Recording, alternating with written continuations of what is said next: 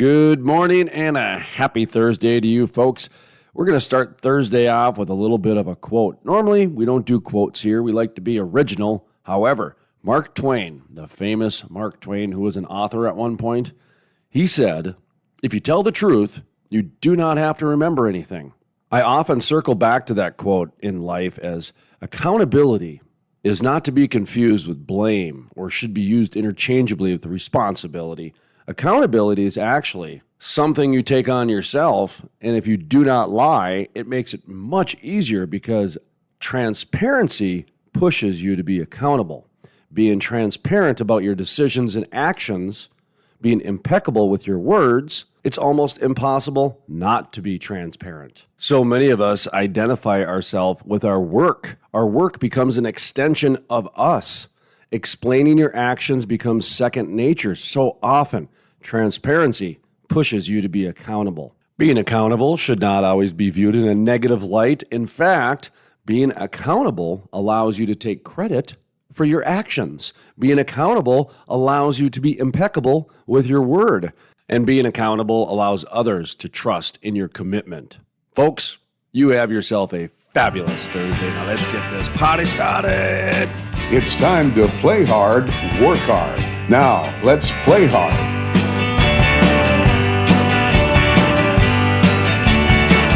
I don't need nobody to tell me who to be. Don't need nobody to tell me what I see. Welcome to the Play Hard, Work Hard Morning Show. Happy Thursday, folks. The Permian Basin Association of Pipeliners annual Cookoff is where we are at today in Odessa, Texas, down in the Permian Basin. Shawn Forbes is co-hosting today. Sterling got stuck on the road back in Dakota. He did. He got stuck on the road. He got stuck. Well, I left Colorado with 5 inches of snow in my car, so I'm happy to be here in Texas, let me tell you. I got some snippy emails back from him when I was asking about how certain things were coming along, so I'm just going to let that settle for a while. as the last one I got. I'll get to it when I get unstuck from the snow. Well, it's a lovely 64 degrees here. I was about ready to A take slight cloud cover. put my tank top Perfect on day. here. Yeah, it's perfect day in just here. a second or two. So we've got a great show today. By the way, Shawn Forbes, Teen Forbes with us, also OG Directory up and running now. We've got another guest going to join us in just a sec. I don't know if I can plug that in on the fly or not, so shoot. We might have to take a quick pause and come back and join for a second. But we're going to talk about the Industrial Forest, the Crude Life Award Show. It's not a dinner, but an award show. Oh, interesting. This is the first time hearing about it, Of so I'm course. excited about But you are to a hear part about of it. Okay. I already know this. Because when we were putting this together, Team Forbes is written all over it. How could it not? And again, it's not a dinner. It's not an awards dinner, but an awards show. The This is first amazing. ever Crude Life Awards show. We're going to be handing out awards this year. It's going to be off We the have charts. sponsors and everything already. New sponsors will be announced next week. New sponsors. Added 4 in the last 2 weeks. Wow. Okay? One is a bank. That's interesting. I know, because I Yeah. go off on banks a lot. Well, banks are a huge part lot. of our industry. They finance a lot of the things that we do, so it's no wonder Makes that they sense, shouldn't, huh? be involved. Well, and apparently all the money starts with them now, too. That's Right. what the government gives it to the bank, and then the banks decide which of us gets it. That's right. So, and we'll announce that after St. Patrick's Day. I'm not going to be back to Dakota till after St. Patrick's Day, probably. Oh, really? You're making a world tour. Well, not really. It's just it takes like 3 days to drive back from Texas. I got invited down to the Gulf for spring break on a Vicky Leach's place. Yeah, I know. I'm sad. Well, you I'm got gonna miss invited it. too. I did get invited, but I have to go back home, so I'm sad I'll miss you guys. Well, and I thought about it, but then 7.5 hours more driving, and I drove down here. And then it was something like 23.5 hours drive back to my place. And I just went, absolutely not. I can't, 18 is too much, you know?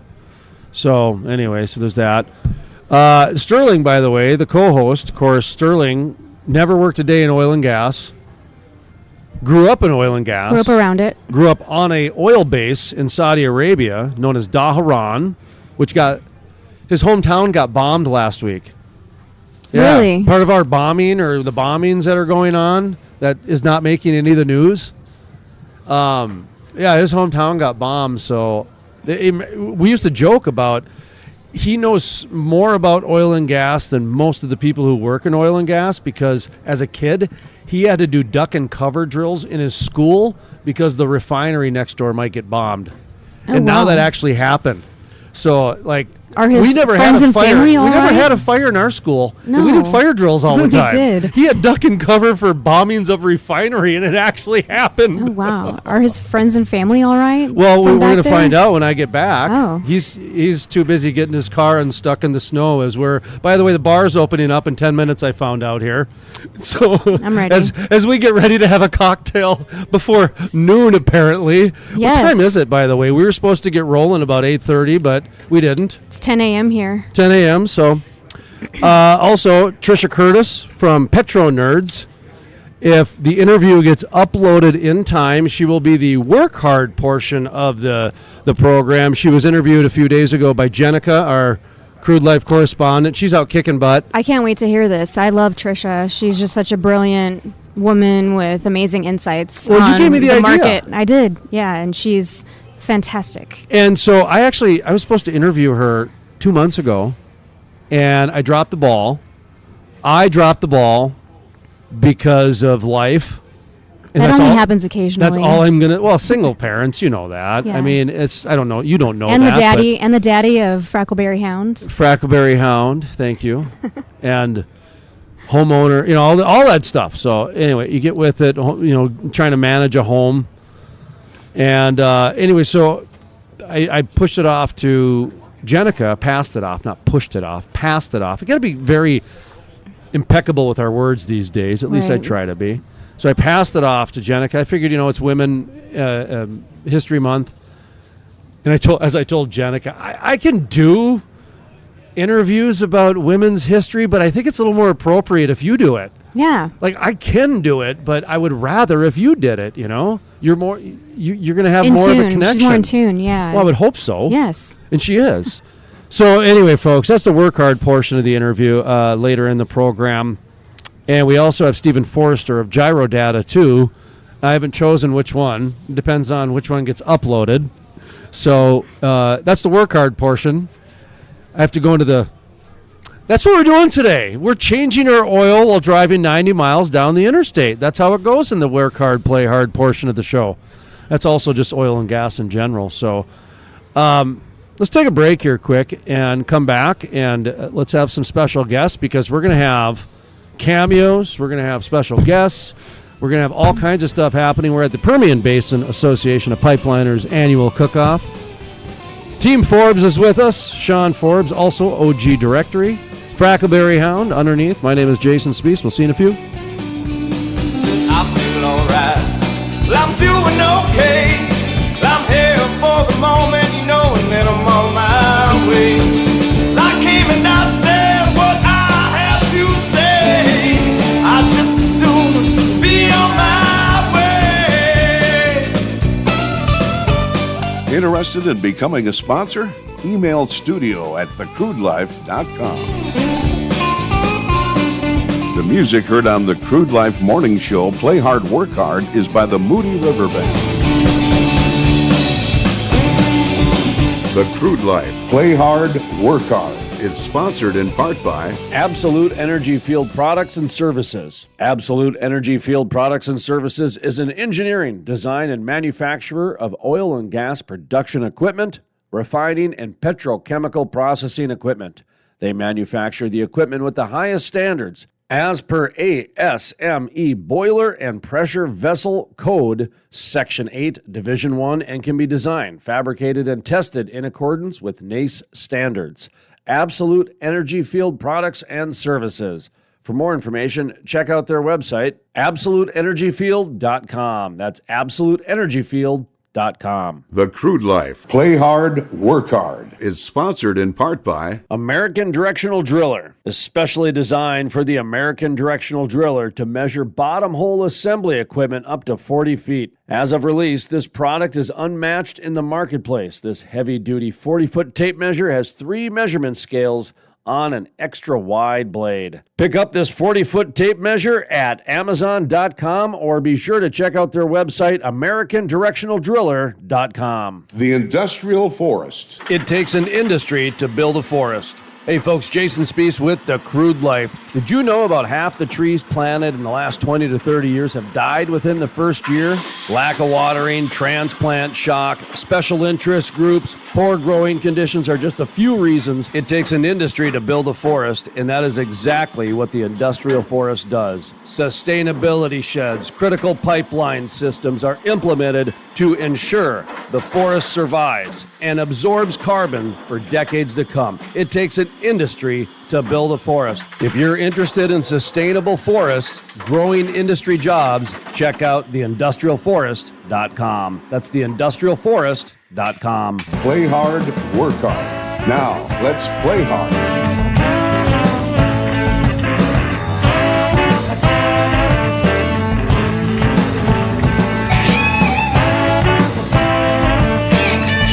Welcome back to the Crude Life Morning Show. Play hard, work hard. Kind of a delayed, tardy edition this morning, but that's okay. It's podcast. You know, we don't have deadlines like I normally do in the radio world, which I have. Oh my God, I have radio shows to get done by tomorrow for my weekend shows. I just realized that in the moment because I looked at my notes and it's Thursday today, March 11th. We're at the Permian Basin Association of Pipeliners annual Cookoff. Shawn Forbes with us, Teen Forbes, also OG Directory. How you doing? I'm good. It smells really good out here. All this barbecue cooking up.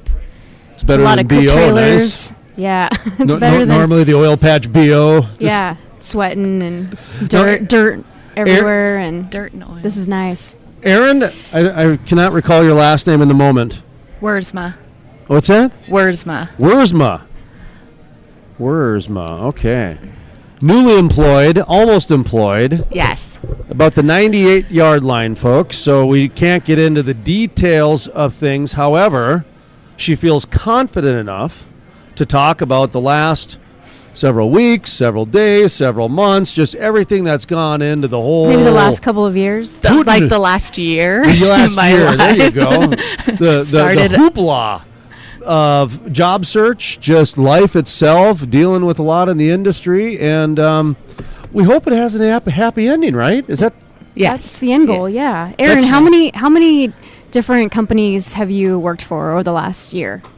I can't even count. It's just been so quick and painful. So you've been hopping. I've been hopping because everything just stopped. So basically a year ago, the company that I worked for filed bankruptcy and went under.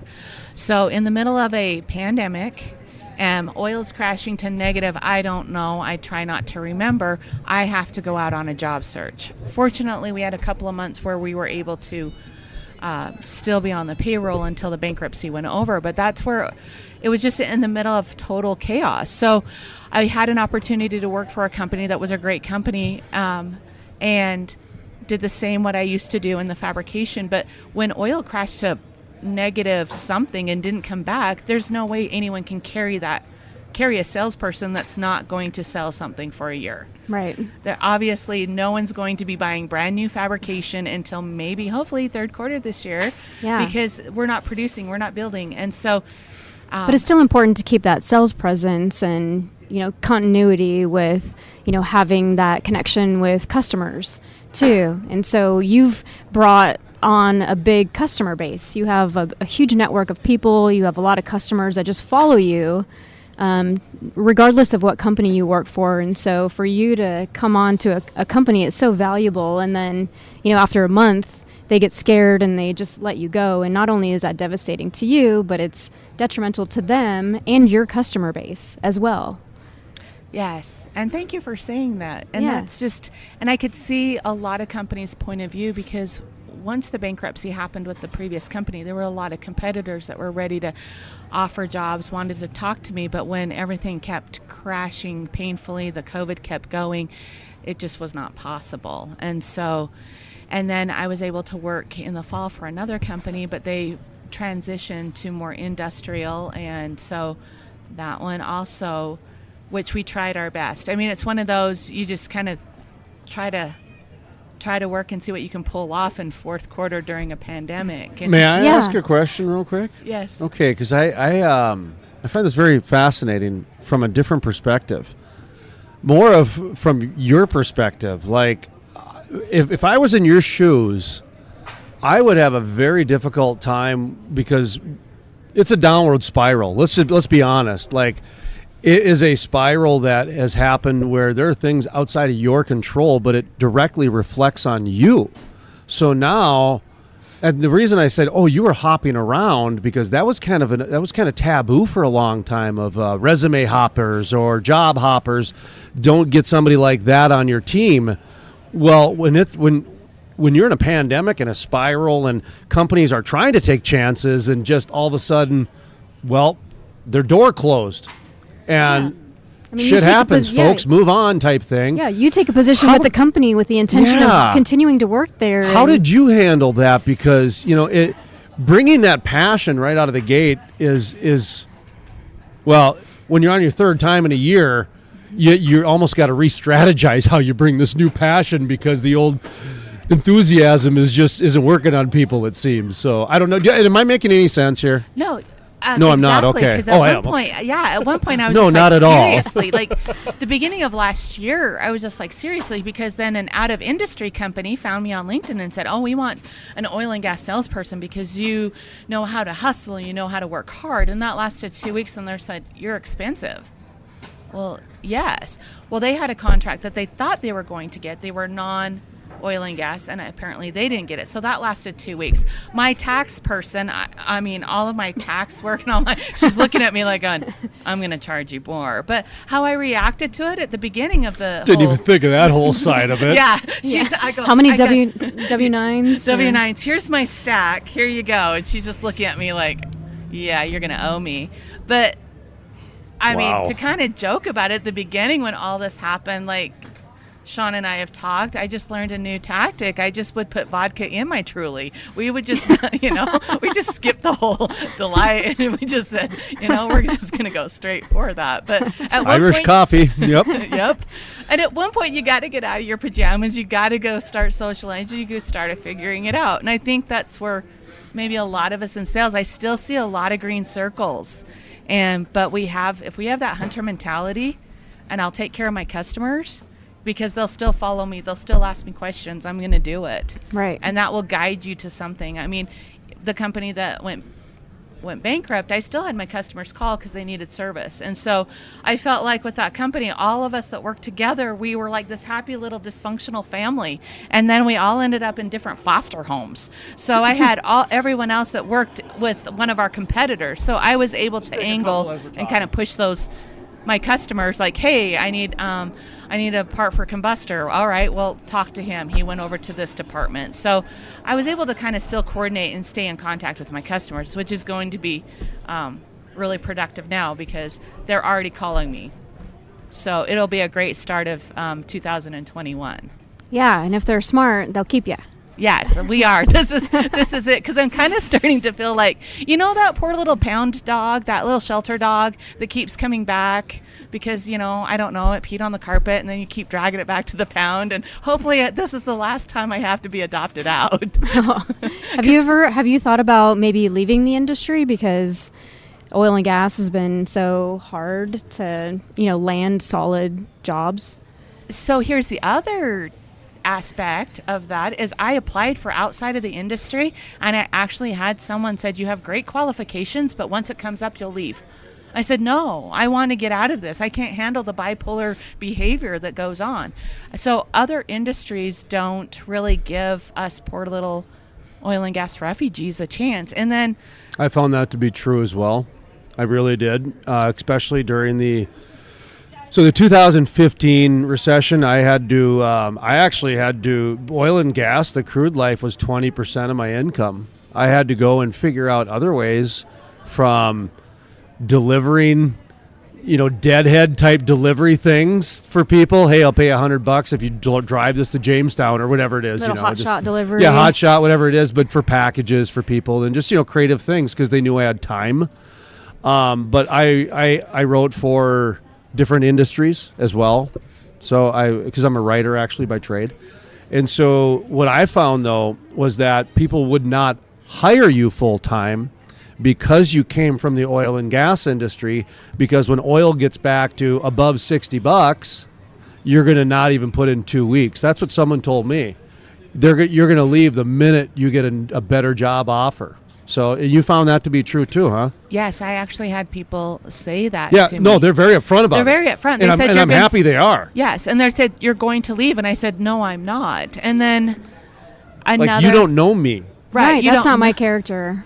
Exactly. And then also they started treating you more as an entry level. You don't know our product. Yeah. So you just start as an entry level, which I'm sorry to say, most of us in oil and gas, we're here for, it is the lifestyle, but it's the money also. I mean, it's up and down and it's around, and it's like dating a bipolar woman. You don't know what mood you're going to get which day. And so some of us that's why I date two of them, and then I just whichever one. That's a good idea. Well, maybe I'll go to that Mormon religion, right? Yeah, okay. keep it real. This Catholic one isn't working out. Just bring them over. But that's kind of how I feel. And so one then they for want each day of the week. Sorry.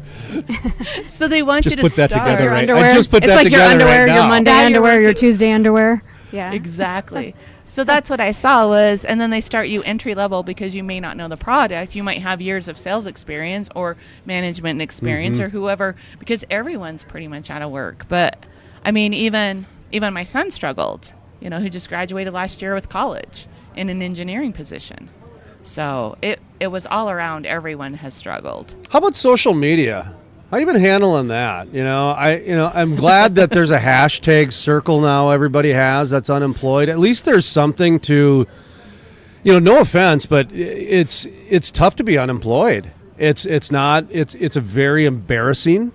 It's very it's depressing. It's depressing. It makes you feel like shit, Yeah. I mean, which is another word for depressing. And it belittles your purpose. I mean, But people have such great skill sets, and when you're not utilizing that, you feel like you're just wasting away. And there are some people that will look down upon you. And the reason I know this is because I've heard the judgmental statements with my own ears about other people who were unemployed. Not me, when you're sitting around a bunch of catty groups or something like that, and they'll say something. There's male cats too, So don't give me that look, okay? But you hear the judgmental statements. So when you're in that judgmental group, you just assume they're saying it about you. At least I do. So how did you deal with social media on that? I mean, was it hard? Did you care? I think. Is it too hard to talk about? Not really, because it kind of became kind of a group. I mean, if you look at LinkedIn, half of the people have a circle. Yeah. And I think that was a really good idea that they brought that out. And a lot of people, once I put that circle up the last time, I had tons of people just message me, hey, call this, hey, send me over your resume, I'm going to send it here. And so I can tell this time, being back in the unemployment line, it was a lot shorter than the last time, and things are building up. I've had several interviews. I've made it to 2 to 3 final interviews, and so a lot of movement in the 6 to 7 weeks, and so a lot of them were referred. And so I see a lot of movement. I see a lot of people. I saw it as a positive. I see everyone trying to really rally together, because a lot of the people that I know who are employed, some of my really good friends that are employed, they're terrified that if it doesn't turn around, how long are they going to keep me? Right. I mean, and a good friend of ours, she's been in sales, and she's gotten 3 pay cuts now.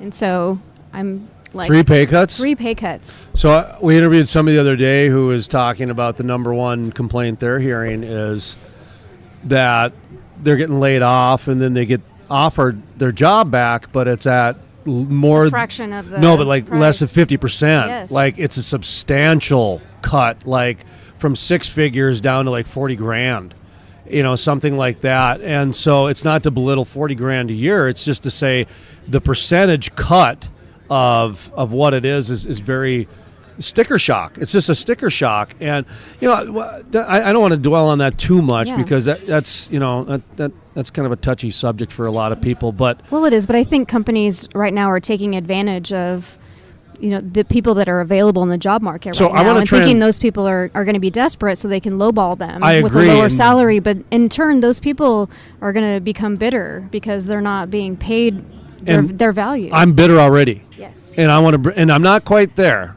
I'm more bit. I'm getting bitter. And these circles, right?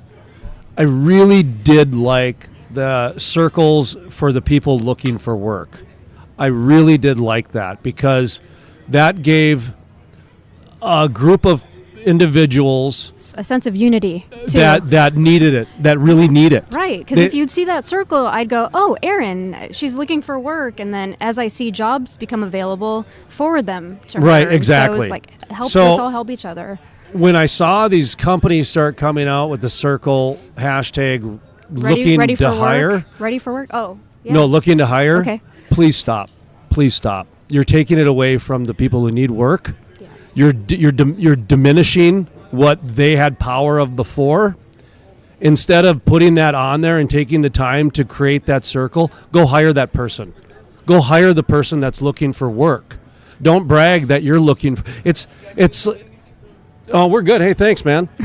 That's what happens here at the Permian Basin Association of Pipeliners annual cook-off here is they've got what would you call that? In the restaurant business, we call that like a host or an expediter, something like that. They're just making He's a gopher, a volunteer, and hey, whatever needs to be done, I'm making here. sure everything's okay. I'm your guy. But I don't want to get too controversial with this statement. But what I do want to do is point out that I felt like they were trying to piggyback off the momentum of the success of the looking for work by saying, hey, look, we're hiring. Yeah, Look a at lot of you us. guys are Look at hiring us. at $9 an hour when you were paying $40 an hour. Mm-hmm. So that's another problem I have with that is they're trying to disguise their guilt, if that makes sense. I'm a business owner, so I could have done it too.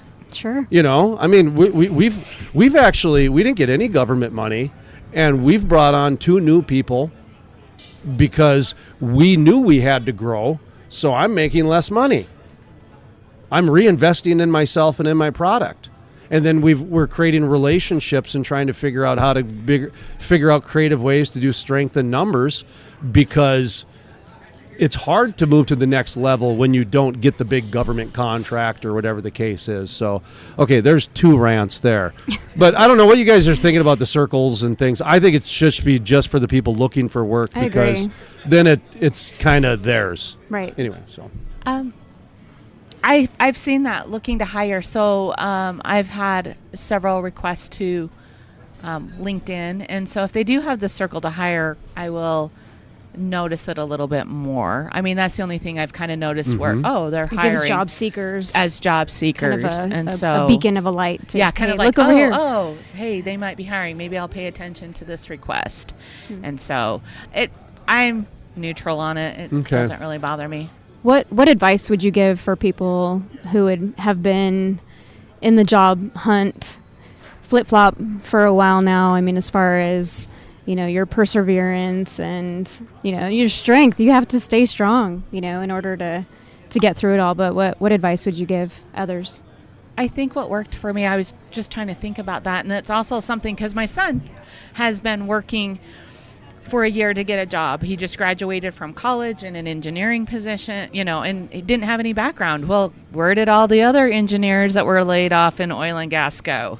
Out into what I call the civil world. So both him and I have discussed how he's done it and how I've done it, and he will be employed April 1st. And so when he gets his formal, yay! So we're both rocking it now. But you really have to just know that every time you hit that button on an email or you apply, my philosophy was I don't have a chance in hell of being pulled. And I did get pulled several times when I was like, oh, really? And so trying to change out, like the basics, change out your resume, which is daunting and annoying, or try to find a connection. Like, I found that people were willing, hey, we connected in 2017 off of LinkedIn. I think we said hi once. I just applied for your company. Can you help me out?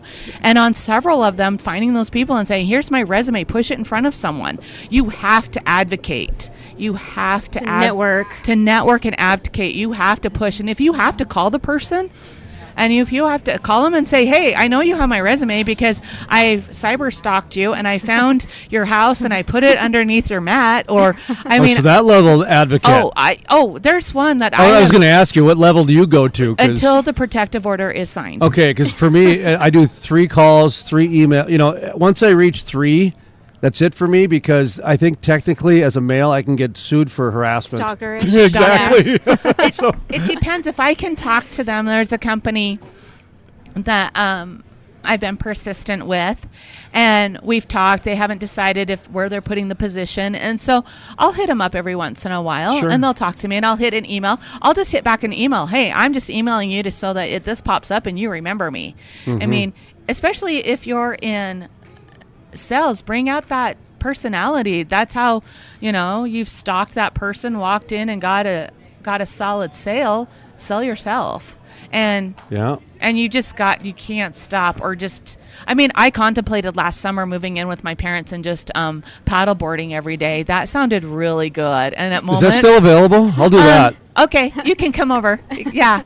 Mom, Dad, say this guy I met down in the desert, he's going to move in with you. Yeah. He's just going to paddleboard. Don't worry about him. It'll be perfect. And I was legitimately thinking this would have been a lot easier and a lot more fun to hang out with my parents. And and if you knew my parents, the paddleboard podcast. The paddleboard. All of our podcasts are on the paddleboard, and when we fall over, it's done. Yes. I'll have my hand line, fishing line. It's so fun. Anyway, at sorry. the same time. Perfect. But yeah, and if you knew my parents, bless their heart, you would understand that they're great. But would you want to move back in with your parents? I was almost at that point. I'm like, this will be all right. That's not a proud moment in any adult's life. No. My kid wouldn't let me move in with him, and then the other one, he's on a controlled base, so I can't move in with him. So. One of my favorite moments, we were at this dinner party or whatever it was. This guy had recently moved in with his parents. It was 10 years ago, during that 09-10 recession or whatever, and he had to, and he was probably 38. Okay, 38 years old, got to move home with your parents. Okay, in the last year you've gotten divorced. You got to move. I mean, you're a cliche of just sad sack, right? And I totally lost my train of thought. Gosh darn it. Well, I was going to rephrase it that I have to move in and care for my parents. Oh, that's what it was. So anyway, at the dinner party, he said he had to move home, and that was the end of his sentence, right? And the person he was talking to said, "Oh, are your parents ill?" That was the first thing. So apparently that's the only acceptable way you can move back in with your parents, is that if you're going to take care of them. Yes. Right. Yeah, so anyway. That's how I was going to phrase it. I need to move in and take care of my parents, which I do need to kind of, a little bit, make sure that my mom doesn't kill my dad. So. Yeah. Sorry, Shawn was taking her blazer, and she goes from sexy to sophisticated very quickly, so it distracts me. And the weather, it's going from Erin's, I'm always cold, so it's going cold, hot. So I'm taking off my clothes and putting my clothes back on. So. Erin's wearing a tank top, and when the light catches her just right, just stops me in my tracks, and so it's tough day for me. Beautiful women here at the Permian Basin Association of Pipeliners annual Cookoff. So let's kind of wrap up this segment a little bit. You mentioned advice. How can people get in touch with you? And you can't mention which company that you're almost employed with, but let's say that they want to find out more, what you're going to be doing, and just kind of network and get involved. I think LinkedIn would be okay. Yeah, LinkedIn. Find me. Hit me up. Send a little message. I usually accept everyone. Spell your last name. It's Wiersma. Erin, Erin. Yes. Erin Wiersma. Erin Wiersma. German. Danish. Okay. All right. Close enough. It's my kid's name. Oh, it is? Yes. Good to see you, Erin. I'm glad you're here today. I know. I'm glad I drove 10.5 hours to hang out with you. So you're out of Colorado, aren't you? Yes. Which part of Colorado? outside of Erie, but I was born and raised in Roosevelt, Utah, so the Green River Basin. I apologize for my Mormon jokes now. That's right. No, okay. Boy. that's all right. It's okay. I've never gone through a segment without offending someone, so it's Oh, just no, I'm not offended at all. It's funny. I can find you a couple of wives, and we can help you out with that. Wait, before we go, I want to mention Erin. So Erin's history in the oil and gas industry doesn't start and end with sales. Erin was an actual field hand. So Yes. Erin gets down and dirty and actually does field work herself. I think you're going to do a flowback job here. Oh, Or just did one. I just went and did Or a water transfer job. Sorry. I helped a friend out, and I did a water transfer job, and I've dabbled in flowback. I thought I was pretty amazing with my 6-pound hammer. I'm sure I was humorous to my coworkers, but this is where I can get this line. How about a 40-foot tape measure? We have one here today. Yeah. So I think we're going to measure a few things. I want to go measure some ribs. That's what I'm going to do during the break. I'm going to measure some ribs, and we'll throw them up on LinkedIn to see how long these slabs of ribs are. Should we measure who's got the longest ribs here? Yes. Okay, you can do that. That's too much work. Like the ones that they're cooking or in our bodies? Oh! Let's do Oh! Well, let's not go too far south of the equator. All right. Some big boys here. We'll be back, folks. I woke up on a diesel track outside of New Orleans. My poncho left me and I didn't know what to sing. Oh, if Willie does it, it can't be bad. And if Willie does it, it can't be bad. And if Willie does it, it can't be bad. Interested in becoming a sponsor? Email studio@thecrudelife.com. Can't be bad. The music heard on the Crude Life Morning Show, Play Hard, Work Hard, is by the Moody River Band.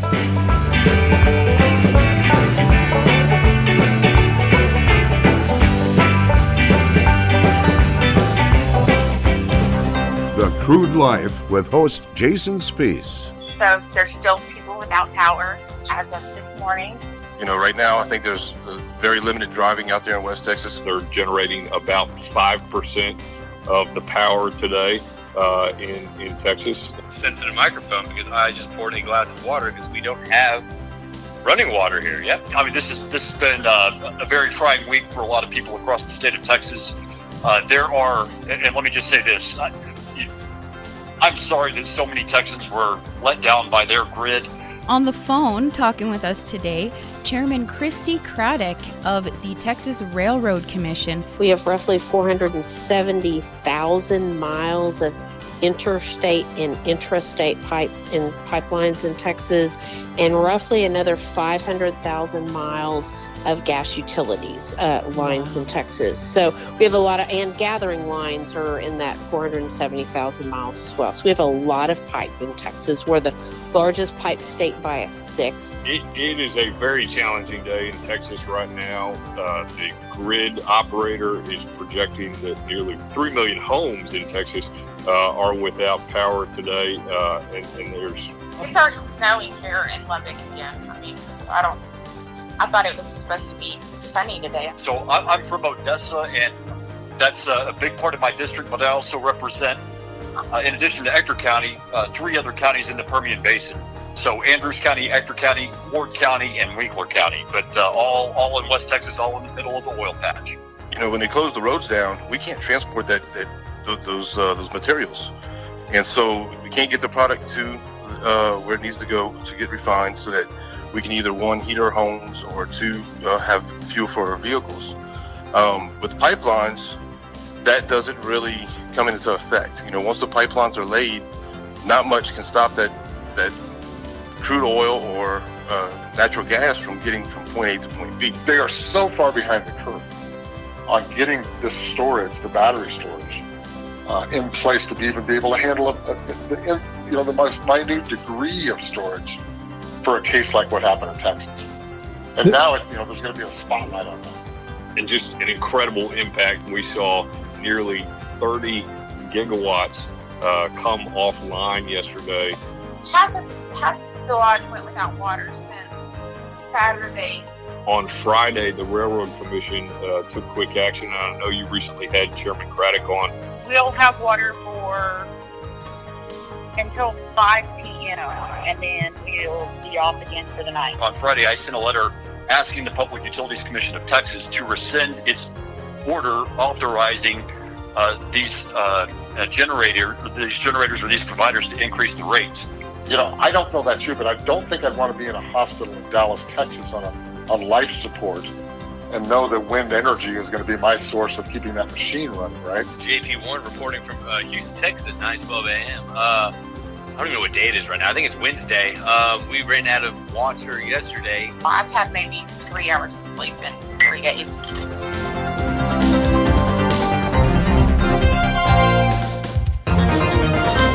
Play hard, work hard. Now, let's play hard. Stephen Forrester, GyroData, 3, 2, 1.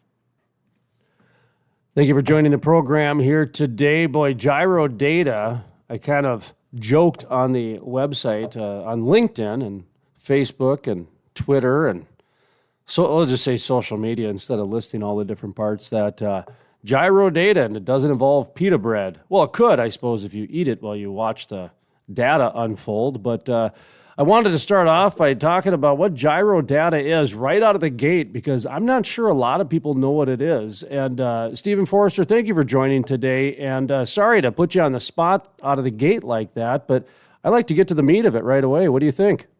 Yeah, let's do it. No, thank you for having me. Thank you for having me on this morning. And yeah, GyroData, or the unfortunate GyroData, as some folks might say, which you'd be surprised. People ask about euros and make those comments more than you might think. Well, it makes us sound cultural, you know. It makes us sound like we're educated, and yeah, exactly. Yeah, multicultural. Hey, you know, but no. So yeah, GyroData been around we're celebrating 40 years.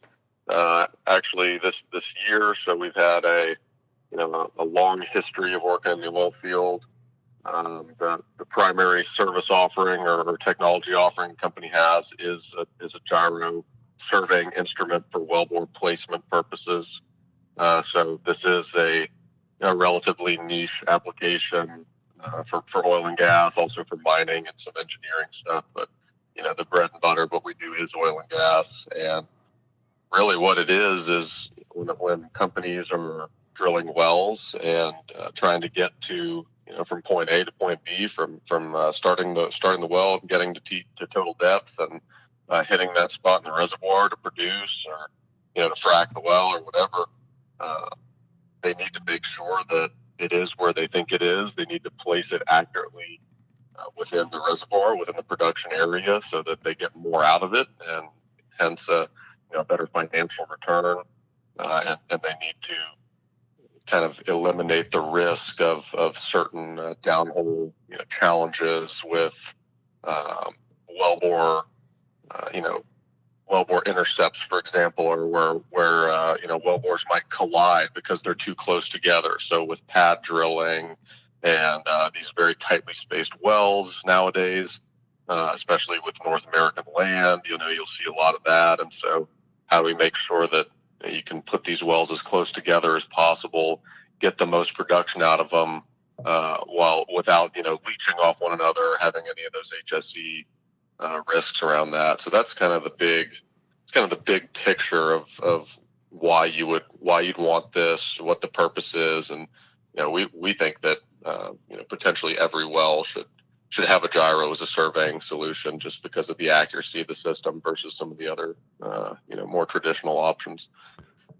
I want to make sure I'm following you correctly here, that GyroData, you're talking about the well specifically, or are you talking about the well and then also shale plays? And for example, the Bakken has done a very good job of keeping all the core samples since like the 1950s. And so for a lot of IT companies and research firms and chemists and everything, they love that, because it turned the wildcatting into precision. So now, because they have the the data from all the shale play, they know, okay, well, when pricing of XYZ hits this, and then our commodities prices reach this, boy, we can drill at $40, $50, $30, $60. So they've got the formulas down to do that. But that's a lot of it is because of the foresight the state of North Dakota had with the Laird Library. It's called the gentleman who came up with the concept. His last name was Laird. And so it's up at the University of North Dakota. They have a library named after him of all the core samples and things like that. But essentially what it was is anybody who drilled had to keep a core sample on the state. And, you know, Montana figured it out a couple decades later, but they were behind and that sort of thing. Is that what we're talking about, or are we talking about the individual wells? I just put half the people to sleep, so sorry about that. No, you're fine. I mean, so it really depends. I mean, yeah, we're talking about any given well in the sense of, you know, a gyro, whatever type of system you chose, whether it was, you know, something which is a GWD or gyro while drilling. So that's a piece of technology that you could put in the bottom hole assembly that will take those, you know, positional or trajectory measurements while you're drilling, right? So it's basically fulfilling the same purpose as a traditional MWD tool. But it's not affected by things like magnetic north. Gotcha. You know, by you might have, you know, something with the earth in the actual wellbore, or even if there's any kind of debris or, you know, the casing itself, all sorts of stuff. So you don't have to worry about any of those errors because you know, gyro is a true north, you know, true north seeking device that's actually based on the Earth's rotational axes and not on a magnetic measurement that you need to correct. You know, that's kind of been the thing is historically with MWD measurements, a lot of times if you are going through those areas where there's magnetics, you know, then you'll have to do all these corrections afterwards to make sure that it's back to where it's supposed to be. And this is kind of, you know, wait a minute now, back the train up here. So you guys actually can detect if there's magnetic energy in certain parts of the earth and things like that, and be able to correct and et cetera. Is that right?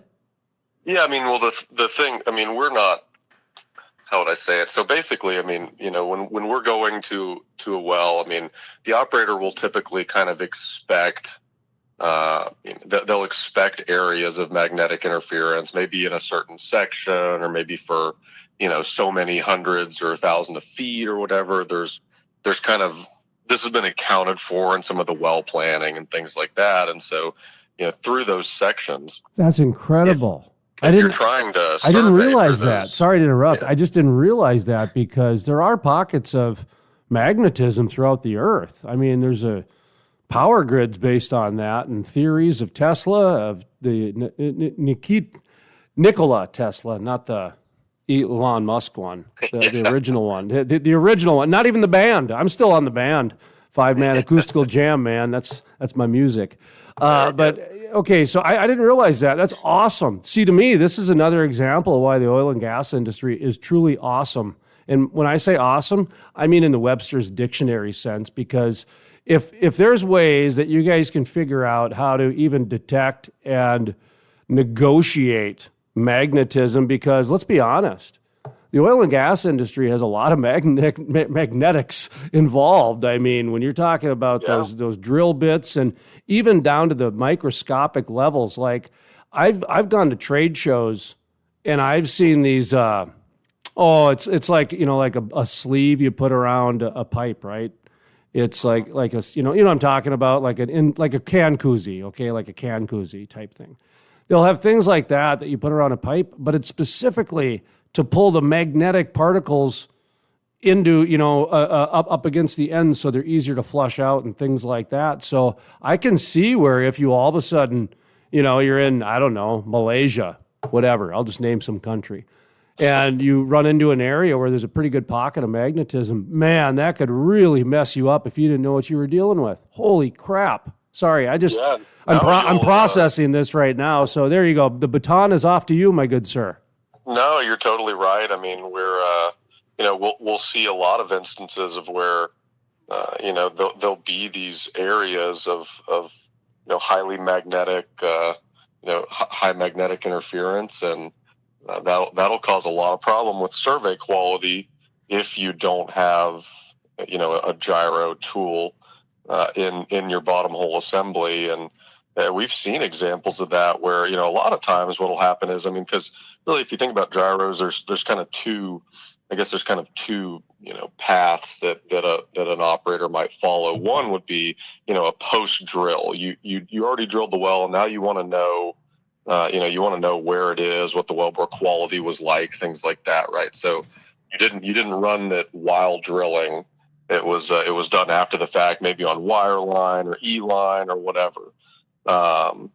Then the other one is, like I mentioned, is GWD or gyro well drilling, where you're actually taking those measurements while drilling, during the drilling of the well, to make sure that you're kind of staying on track. That's more for directional drilling purposes, for gyro steering and getting it where it needs to be. If very precise wellbore, or reservoir placement is a concern, which it usually should be.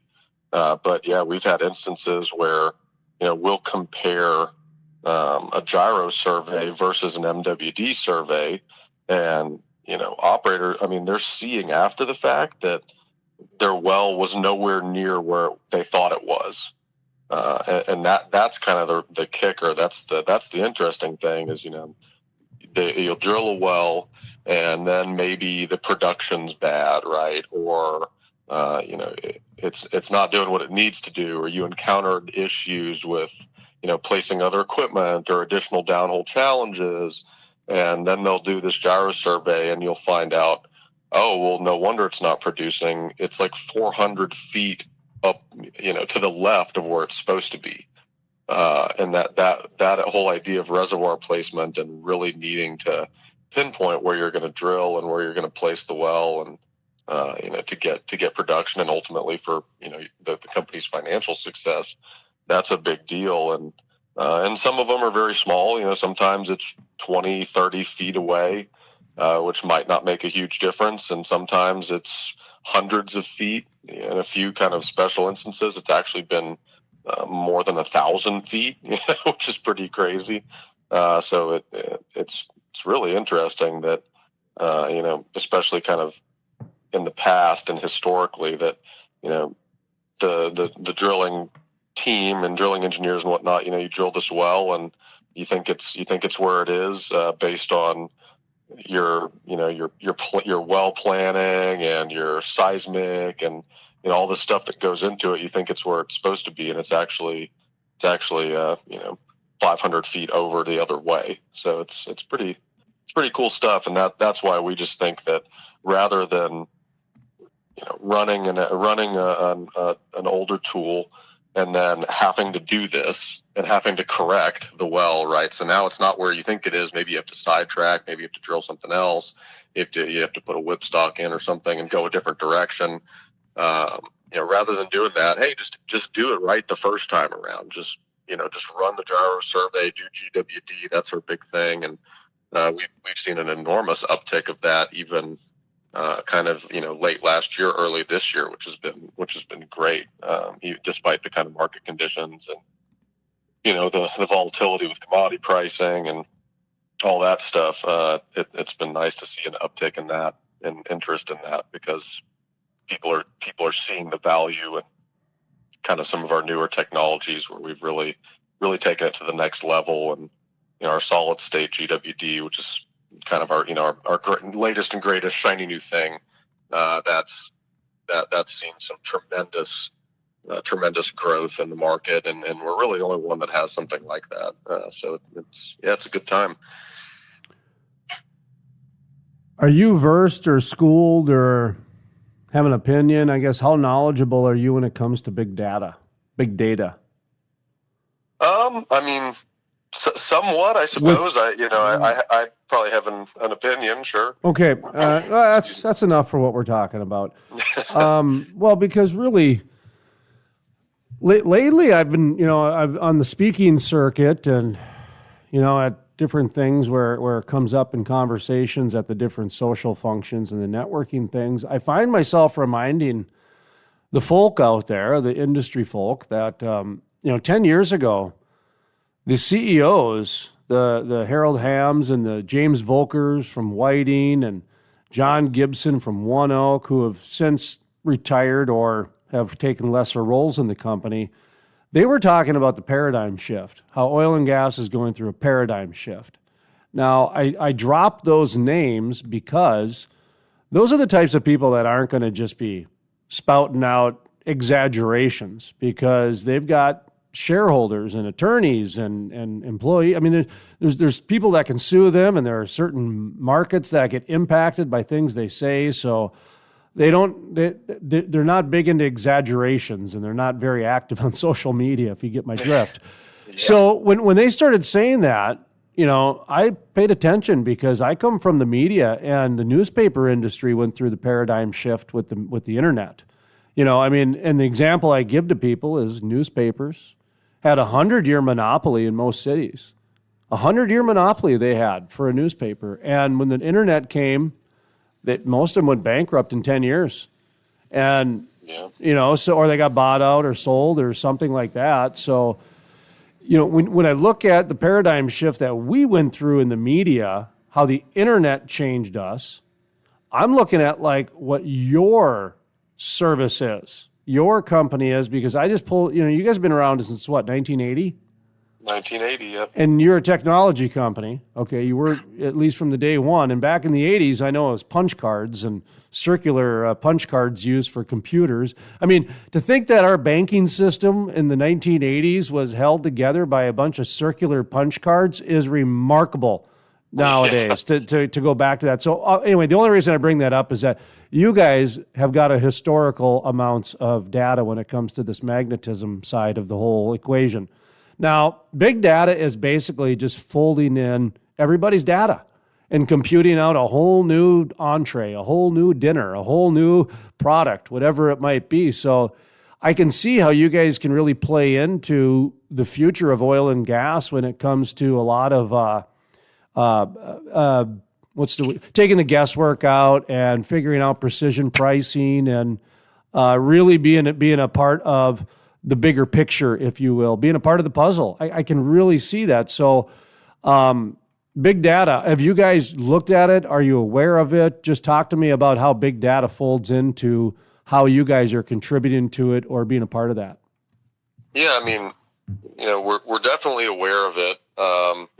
And as far as interfacing with it or having something to do with it, I mean, maybe not in the, in the sense that the average person might think of with, big data platforms and, aggregating and collecting data and then kind of synthesizing all these data points to take action. I mean, that's what I think of typically when I think of big data. But I mean, I think our contribution would be, when you're taking these surveys, these wellbore surveys, like you said, I mean, you're getting a lot of information about the well and about its position.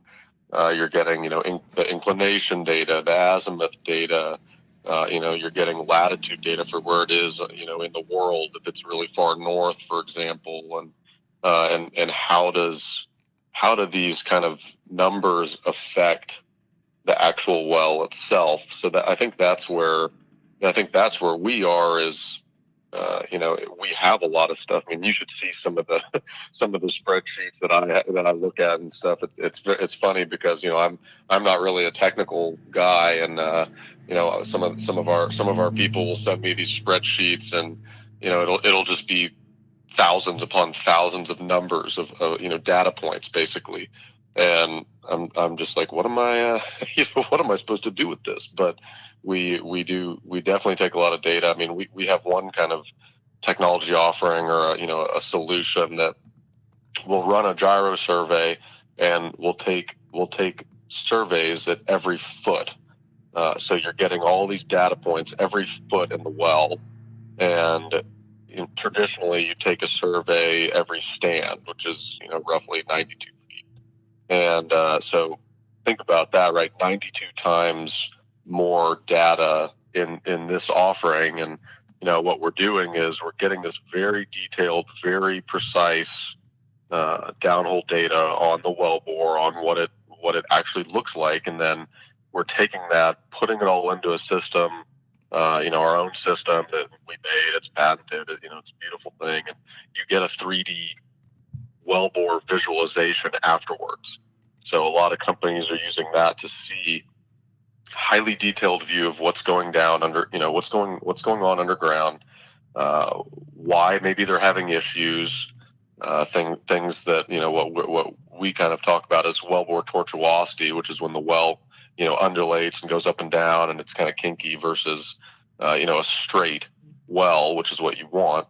And we'll run these really, really, tightly spaced, very small surveys and get all these data points and then say, look, at so many feet, yeah, there's no wonder you couldn't put a pump down there. The well, there's a bend in the well, there's a dog leg, or there's no wonder you couldn't put it over there. The well is turning in such a way that it's actually going to put, too much pressure against the tubing. There's going to what they call side force or side loading force. And that could cause, the tubing to rupture, the casing, or even, equipment damage, things like that. So when you think of data and how much data you have to make that kind of analysis and then provide a recommendation, it's a lot, right? So back to your initial question, I know I kind of went into the weeds a little bit, but we're maybe not your traditional big data as far as we don't have an industrial data platform or any kind of IoT thing internally, but we're certainly providing data to our customers that's allowing them to make better decisions, and what they do with that is kind of up to them, right? But ultimately, it should help everybody drill better wells and better placed wells. So should be a win-win for everyone. Yeah, I guess you answered it. Yeah, I mean, there's so many different ways to go with big data, and that's one of the problems, because if you choose the wrong path, you'll bankrupt yourself by trying to tell everybody why your idea is so good. And big data, big data, you can do that. It can go a lot of different directions. So it's always you have to be careful nowadays, because it's just like digitalization, right? I mean, it's one of these words that has become ubiquitous, and people are generally tossing these things around. It seems like willy-nilly, right? It's like, our new big data solution. Our digitalization initiative, and a lot of companies have it, and then some don't at all, and they're just throwing buzzwords around. So it's a lot more crowded and complicated than it might need to be. But everyone's trying to cash in on the hype. In our industry, it's called podcasting. Everybody's doing a podcast now, and oh yeah, I mean, I laugh because I'm like, when I spoke at the API Dickinson deal last week, and I've said this for a while on the program, but the government, when they basically put out the money over the last year, nonprofits really didn't do anything. They didn't do their event because of COVID, and they really didn't do any of their nonprofit work because of COVID, and so a lot of people stayed at home. So pretty much every nonprofit started a podcast. So I could argue that, boy, the government just funded a bunch of competition for podcasting. And so that kind of opened my eyes a little bit. And one day I was talking to this the president, CEO guy who called me, who was kind of upset that his company did a podcast because they invested a lot of money and they were getting no return. And I was explaining to him that podcasts are really difficult because it's a great idea and anybody can do it. Well, of course you can under $200 and you can go buy equipment and boom, you're done. Okay. There's enough free services out there to go from there, but it's like a website. Okay, great. You put a website out there. It's just like planting a tree. Okay, great. You can go plant a tree. You can do all that different stuff, but how's anybody going to find it? And how's anybody going to listen to it? I used to tell people all the time when it comes to a website, it's just like you having a tree in the forest. It doesn't work better if you have a map. And that was trying to get people to advertise their website. Well, they'll find it on the internet. Well, how is anybody going to find the website on the World Wide Web, man? That's more difficult than driving around town trying to find something. And then trying to explain podcasting to people about how, first of all, hardly anybody is going to listen to the interview about, the $700,000 generator that 20 people can buy in the country because it's a wet gas solution, okay? So good luck on that, buddy. But you go ahead and invest all that money into whatever. And so I went and I stepped out on my deck and I started counting the podcasts that I knew in my neighborhood of the homes that I could see. And just as I just turned in my backyard, not even my front yard, in my backyard, I counted six podcasts. And then I said, well, and then we got to compete with Ron Burgundy. And Ron Burgundy's not even a real person, and I'd rather listen to him than me. So no, you're absolutely. I mean, it's I was on LinkedIn the other day, and a guy he was compiling a list of all the energy related podcasts, and admittedly, it did include some renewables focused ones too. But when I left off, and I put some on there that I was aware of, or I knew the folks, and heck, we'll have to make sure that the Crude Life's on there too. But but he finished it, updated it, and they said, good news, everybody, we're up to 149 podcasts. I saw 177 the other day when I saw it. Okay, so it's continuing to grow, and it's unbelievable. And like you said, I mean, anybody can do this. You can go buy a mic, go buy some equipment, get your program set up, and start doing it and watch the magic happen. But I went through it during the blog revolution too, because I'm actually a writer by trade. I'm a journalist writer by trade. Okay, I happen to do radio shows on the side and everything along those lines, and I just kind of figured out that if I'm going to write for a newspaper and a magazine, I might as well hit record on the interview, and then I can just podcast the interview, because you got to interview them for the story anyways, right? Because there are two types of there's two types of reporters now. There's the email reporter. That's the one who they do all their reporting over email, and those are the worst reporters there are. And then there's the actual people who actually do old school reporting, which is you actually talk to the person who's the source, not the assistant or the marketing department or anything like that. No, it's the actual person who's, horse's mouth, if you will. Yeah, imagine that, right? Well, and there's a big difference. In fact, the reason that I stayed on with a lot of newspapers, radio stations, and magazines was because I was the only one doing that.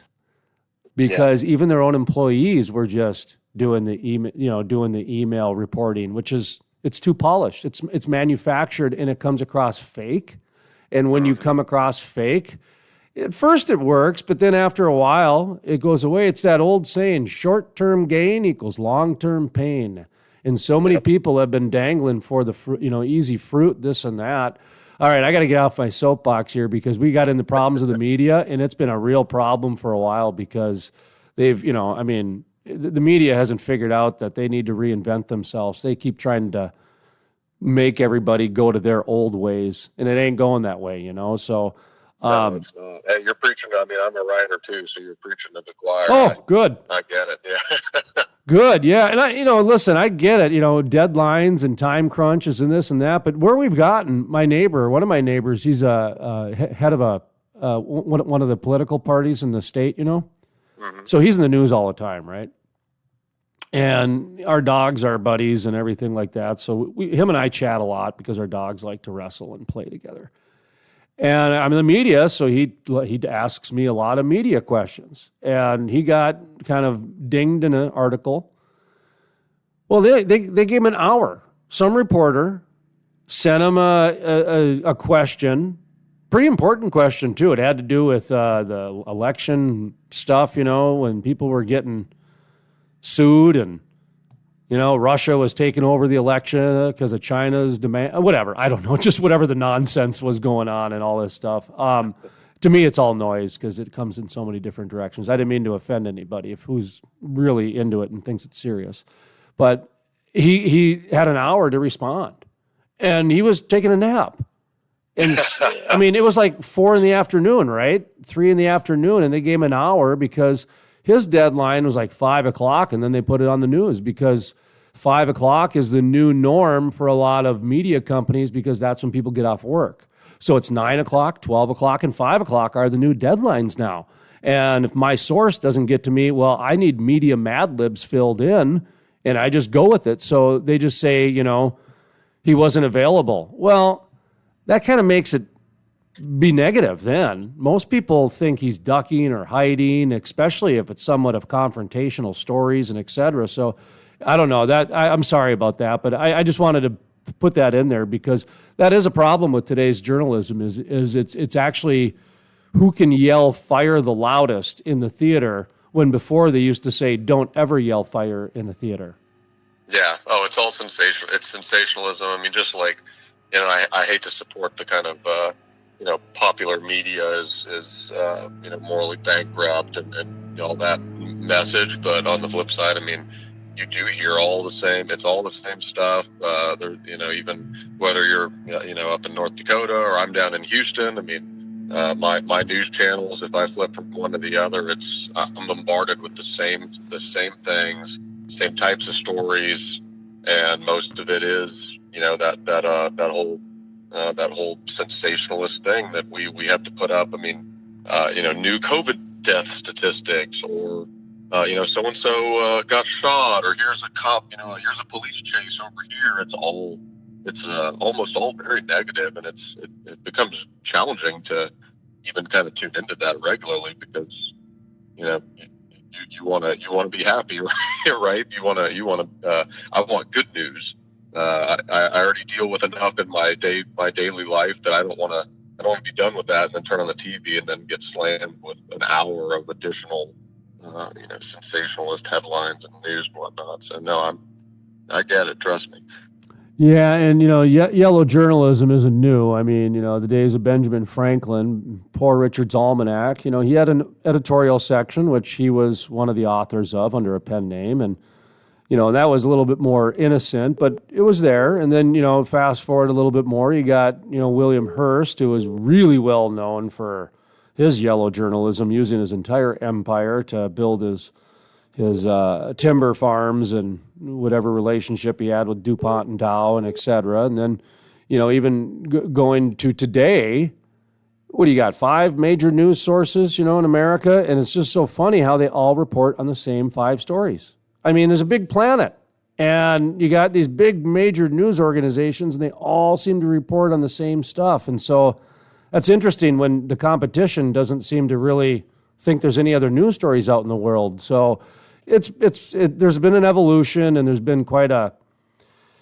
don't know, it's there, but whatever. It's just like we talked about before we jumped on the air, sometimes just because, the telephone has changed to a handheld computer, it's still there. It's just in a different presentation is all. So let's get back to your thing real quick before we, really lose all of our listeners here. But okay, GyroData. No, I'm sorry. That's not the right word. Is it? No, it is. Yeah. Okay, and that's the name of the company too. Hey, I'm not, data. I'm good with anything as long as we're not saying GyroData. We're good. Well, where I'm confused is that it's both the name of the company and the terminology, right? So this must be something you guys invented, like Lexus, where it's just a new word that you guys came up with.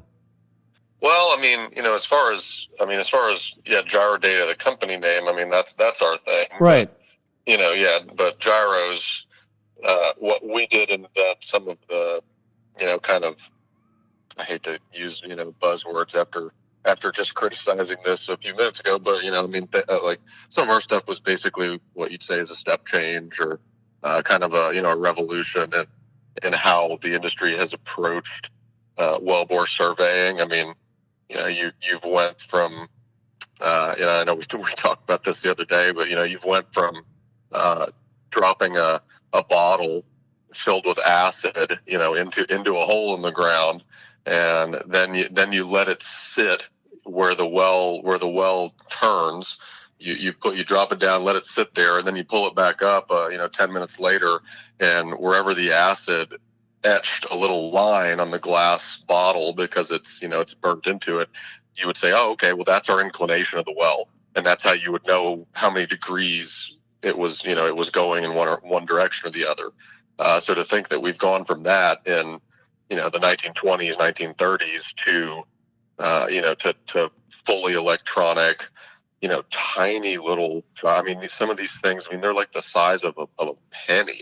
These are very small instruments, and, a gyro assembly or the actual piece of equipment that's going in a bottom hole assembly, I mean, that's larger, right? But because it's got to have all the housing and the different components, the electronics board and all that. But the gyro itself is very small. These sensors are very small, and just incredible, some of the, advancements that have come really since GyroData's been around. And, gyro well drilling was really GyroData's thing, and some of the early systems that, started being able to survey at different inclinations without having, errors in the data and whatnot. I mean, starting off with 40 degrees and then 70 and then 90 and then now just whatever you want, right? We have the thing, and there is no inclination limitation.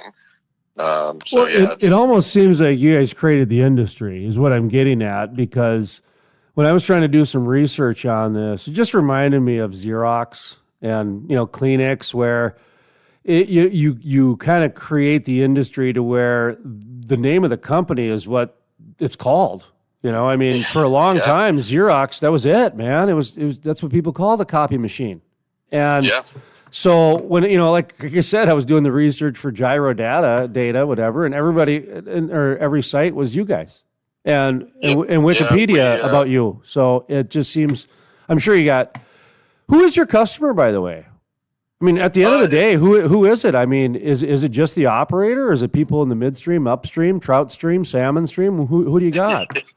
Well, I mean, our customer base is varied. I mean, so yeah, definitely operating companies will come directly to us, and if they have, any of the concerns or challenges we were talking about, they would come directly and say, hey, look, we want to run an XYZ system in this and that well, and we'll send a guy out and send the system wherever it needs to go, and set it up and run it, and go on our way after they do the surveys, or we'll do it remotely. And nowadays, a lot with the travel restrictions and all that stuff, so remote ops has kind of become a huge thing for us. But yeah, so operators or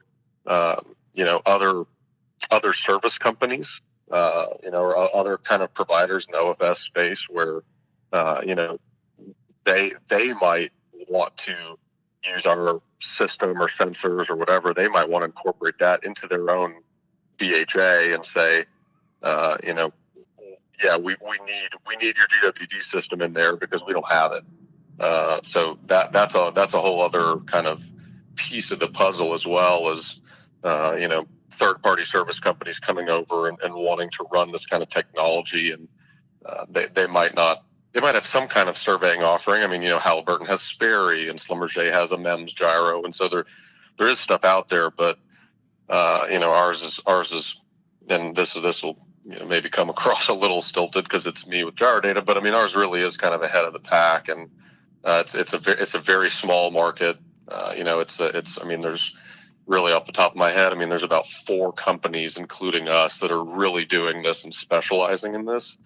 And, our big thing was something we've kind of been talking about, is how do you, positioning for this new normal and kind of pivoting into what is the oil field going to look like, in a few years, and when kind of commodity prices, if they ever settle. And I mean, heck, it was 40 a couple months ago, and now it's approaching 70. And so this thing it's crazy as usual, but is there any way that we can kind of intelligently shift a little bit from just being a service provider and actually having to, send people to well sites and have equipment set up and equipment distribution and have offices in different countries and, the logistics, all that? Or can we be a technology provider to where, what we're offering is not just service, which of course we'll still have because that's a, kind of bread and butter offering, but can we also sell the technology itself, the sensors, right? And that's where those service companies come in. Is, a lot of times they're running this stuff already and they're not talking about it, but we're generating, revenue based on them running our technology. And, you might have seen it floating about somewhere in the past, but our big thing last year was Halliburton actually publicly announced that they were going to incorporate our solid state sensors, which are, the newest and latest and greatest and, sensor technology. They're actually putting that into their own piece of equipment, and commercializing it under their own name. So it's pretty cool because, that way the big service company, they have a tool. It's called GyroStar. So they have a tool. It's got our sensors in it. So we still get representation. We still get visibility in the marketplace. We still generate revenue. But they're going to run their own tool as part of their own operations. So we are not, a service provider in that sense anymore. We're a technology provider. So kind of dumbing it down. Is it more you're just licensing it to them and then with some service? Yeah, kind of. I mean, it's really just, hey, here's the sensor technology. Yeah. You're going to build the equipment yourself, and you're going to take the sensors and plop them in there and do what you need to do, and then it's a lot you can go run it, right? It's a similar model what Microsoft did with IBM, and it's a great model. It's win-win. It's pretty cool, and so the hope is, will others follow suit, right? Well, it is. In fact, in my industry, the media, I don't know if you're familiar with the WWE, professional wrestling, but they have a network that is one of the top networks, and they're very savvy when it comes to social media and the internet because a lot of their fans are. And so they were, and if anybody wants to go Google, they can go Google WWE Network. I guarantee you it's one of the top 5. And it was number 2 and 1 for a while. It was them and Netflix that were going back and forth as far as number 1 streaming network. They actually are getting out of it and are going exclusively to Peacock because when I think about it, Dick Ebersol and Vince McMahon are longtime friends. And Dick Ebersol, he wants to get this, I'm sure NBC, Peacock, they want to get this thing going. And so you're going to bring over all these pro wrestling people paying $10 a month now. They're going to for $10 a month now to pay to Peacock, you get all the WrestleManias and all the content you want. Plus you get The Office, plus you get Parks and Rec. And that way WWE doesn't have to take that risk on for the next, I think it's a 5-year deal. But at the end of 5 years, WWE walks away with all their content and Peacock walks away with as many of those subscribers as they keep. So it's a win-win for all, and maybe they resign. Maybe WWE's like, we don't want to be in the network business. We'll leave that to Peacock. So I looked at that as such a great way to look at the marketplace right now where sometimes you might have to, lick your chops a little bit if you've invested some resource dollars into something, but look at the bigger picture because right now we're going through strength in numbers. And boy, you can't get a bigger strength than Halliburton. Holy smokes. That's pretty good, man.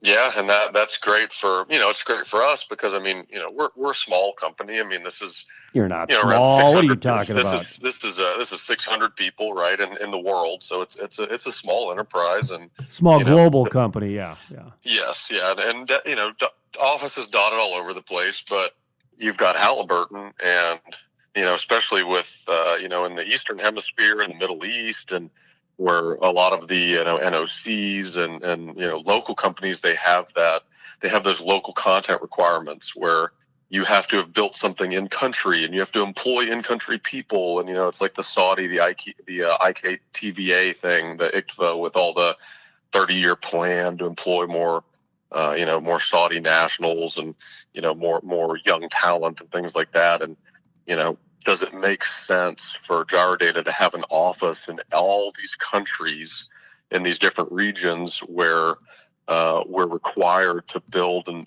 produce things there? What's the logistical cost of that? Is it worth it? On a P&L standpoint, or like with Halliburton has has offices everywhere. They have the logistics, they have the distribution, they have the networks. And they have the capital to support that. And so, hey, we have the best sensors in the business. You have a huge network and all the contacts, the offices, the regional support. Take our stuff, put it in your system, and fly free, little bird, right? Just go do your thing. And they can. Sperry is a legendary name in the the surveying and the drilling world. Sperry's son was. Elmer Sperry was the guy that pretty much invented the gyroscope, the modern gyroscope, right? So I mean, this is a company with a huge amount of market equity and brand equity, and yeah, they can just take it all the way home. And that was really cool about them, was they were willing to kind of publicly say that, you know. So I mean, there's companies all over, from, you know, mom and pop shop to the big boys, that they might run some type of, you know, some piece of technology we have, a sensor or whatever. They might use it, but they don't talk about it. They just do their thing. And so yeah, we make revenue off of it, but it's not of any value to building the brand, right? But Halliburton was like, hey, we've got a new technology offering. It's called Gyrostar. It's powered by GyroData's solid state sensor technology. And that's like on the marketing flyers, it's on the collateral, it's on the website, it's everywhere. They actually publicly put that out there. So that's good for everybody, because then they can benefit from the strength of our brand in that admittedly limited market, but they can benefit from our brand, and then we certainly benefit from the additional exposure and markets that they have access to that we might have more limited, you know, participation in. Looking at the clock here, anything that we missed, anything we want to reiterate, anything that, kind of final thoughts here, kind of as we wind down. Did you want to? I know we talked. I know we talked the other day a little bit about. I don't know if maybe at the end here if we wanted to bring it home with, you know, we've talked so much about kind of, you know, what we do and gyros and all this technology and stuff, but, you know, for your average person and your normal listener, which would have been me less than 2 years ago when I'd never heard of a gyro in oil and gas in my life. But you know that these gyros are in a lot of stuff in your day-to-day life, and you know, really to bring it home for people. I mean, whether it's if you've got a you know, a cell phone in your hand, if you've got a smartphone in your hand, there's a gyro in there, right? There's gyros in your laptops and your computers. There's probably one still in your car. So these, you know, just to bring it back up to reality a little bit, you know, it's cool stuff, but it's also very much present around us. And, you know, even beyond, you know, where we are now with gyros, like on the International Space Station, keeping this thing, you know, perfectly where it needs to be. You know, and in rockets and missiles and things like that, to where, you know, you can take like an intercontinental ballistic missile and shoot it halfway across the planet, hit a target. That's because the thing has a gyro and it's got a military grade gyro, and that's kind of the technology that, you know, we're putting into our systems as well. Not military grade, but the same principle, right? So it's pretty cool, because you can form that connection between, you know, the real world around you and these applications for oil and gas that, you know, and the other stuff we do with mining and civil engineering and whatnot. But, you know, you form that connection to kind of bring it home and say, yeah, this is how this is helping us get energy, right? This is helping us get hydrocarbons out of the ground that's powering our lives, and, you know, in the way that, you know, powering our world. So it's all very interconnected. I always like to kind of, you know, help people get that right, instead of these just really out there ideas with, you know, drilling high precision well bores and stuff. Yeah, you know, but no, it's in your car too. That's why you're getting where you need to go. So how can people get in touch with you and find you and get some business with you? Yeah, I mean, you can, you know, I'm on LinkedIn. Feel free to, you know, find me and reach out or connect on there. You know, you can visit our website, GyroData.com. If you want to email me specifically, my email is just my name at GyroData. You know, it's Stephen.Forrester@GyroData.com. If you want to send me an email, please feel free. And yeah, happy to engage with anybody. And if I can't help, I'll certainly direct you to the right spot. Exclusive interview, industry news, environmental innovation at thecrudelife.com.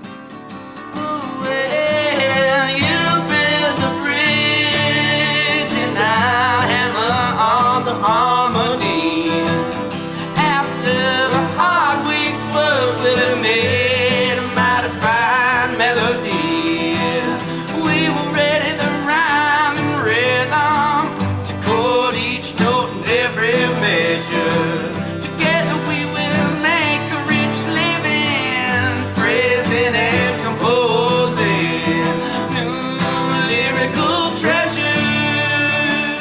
music heard on the Crude Life Morning Show, Play Hard, Work Hard, is by the Moody River Band. Back to the way. Oh, back to the ways. So back to the way. Oh, back to the ways. Back to the ways. Oh, back to the way.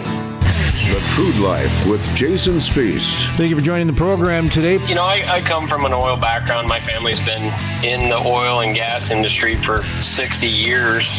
I think the thing with the younger generation is the younger generation has pretty much bought into the climate change phenomena. They really believe everything that people tell them. We just want to thank everybody that has been so supportive of us, and especially you, Jason. Without your help, I don't think our event would be as successful as it is. So I don't want to be real critical of them, because being a guy who's, dad has several small businesses and coming from that sort of small business background, I get it. I mean, the operators here were put in a real bad position by the state of North Dakota. I'm glad that we've got people like you to pay attention and bring us information on stuff like this. Prices can't go any lower for services. They're too low right now. Our margins are in the single percentage point if we're lucky, and we're not lucky that often. You're exactly right. ESG is becoming more and more important to shareholders. I can speak for my 20 companies. They take it very serious. It makes perfect sense, and I thought you had a really good show last week. Jason, I love your inquisitive questions, because you ask important questions that lead to the most important truths. Hey, this is Kevin Kramer, representing proudly the state of North Dakota in the United States Senate. Talking to Jason Spiess, who's like the best energy interviewer in the world. No one does an interview like Jason Spiess. We all like living the crude life, so. The Crude Life with host Jason Spiess. My name is Jason Spiess, and this is the Crude Life Daily Update. On today's episode, we talk about Women's History Month. Every March since 1987, Congress and U.S. presidents have designated this month as Women's History Month. This year, the Crude Life celebrates and honors their accomplishments and vital contributions in history with interviews and stories that center around women's experiences in industry. These women are not only modern-day leaders, but they are truly historic as well. Up next, we talk with Kate Hornbrook of Ace Completions. Today, we talk with Jackie Jenkin with Ion Field Services and also the co-founder of the Bakken Barbecue. Well, the Bakken Barbecue, as we've talked throughout the years, we started with almost little to nothing, no experience. Tiffany and I kind of went in blindsided, and I don't know, luck, not draw the luck, but I guess we were just kind of lucky, and our event turned out so successful. And it was amazing to see something so small that we had just a small idea grew into something huge. And now here we are 9 years later. And, Tiffany and I went through a lot of struggles to get where we are today. But our event is just so successful because of all those struggles and how much we've learned that it's almost as if our event runs itself now. And I think, too, last year with COVID, we've seen a lot of people in our industry, the oil and gas industry, as well as many other industries, lose their jobs, pay cuts, all sorts of financial hardships on families. So a lot more families probably hit more of the poverty level. I don't know any statistics, but there was a lot more people that were signed up for different programs for assistance throughout communities. So we kind of heard from other organizations that they were struggling to get sponsorships because, these companies can't donate. So it's nice to be able to give back when things like this come up, because obviously nobody foresaw what 2020 was going to be and saw that, kids were going to be struggling to have food or families to put food on the table. So it was really nice to give back in that aspect for something that, we were all nervous about, but yet we could spin it in a good, positive note and help these kids and these families. To listen to the full-length interview with Jackie Jenkin or to check out other exclusive interviews, visit thecrudelife.com. That's thecrudelife.com. Please join us all month long as we celebrate Women's History Month here at The Crude Life. From the staff here at The Crude Life Week in Review, my name is Jason Spiess, asking you to always remember, energy is more than an industry, it's a way of life. The Crude Life is sponsored in part by... It takes an industry to build a forest. Hey folks, Jason Spiess with the Crude Life. Did you know about half the trees planted in the last 20 to 30 years have died within the first year? Lack of watering, transplant shock, special interest groups, poor growing conditions are just a few reasons it takes an industry to build a forest, and that is exactly what the industrial forest does. Sustainability sheds, critical pipeline systems are implemented to ensure the forest survives and absorbs carbon for decades to come. It takes an industry to build a forest. If you're interested in sustainable forests, growing industry jobs, check out theindustrialforest.com. That's theindustrialforest.com. The music heard on the Crude Life Morning Show, Play Hard, Work Hard, is by the Moody River Band. Interested in becoming a sponsor? Email studio@thecrudelife.com.